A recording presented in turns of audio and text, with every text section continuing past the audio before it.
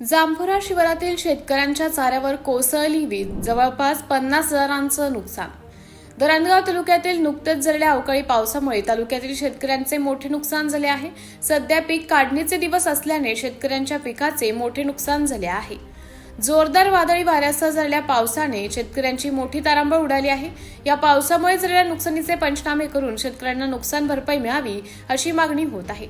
तर जांभोरा शिवारातील शेतकरी तसेच धरणगाव नगरपालिकेचे नगरसेवक परमेश्वर महाजन यांच्या शेतातील जवळपास 40 ते 50,000 रुपये किमतीच्या चाऱ्यावर या अवकाळी पावसामुळे अचानक वीज कोसळल्याने शेतकऱ्यांचे मोठे नुकसान झाले आहे। शेतकरी परमेश्वर महाजन यांनी झालेल्या नुकसानीची भरपाई मिळण्याची मागणी केली आहे।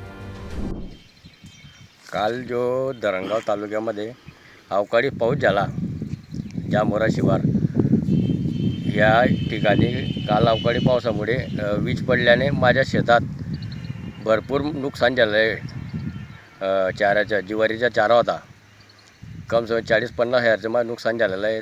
तर मला शासनाकडून काहीतरी मदत मिळावी म्हणून मी विनंती करतो।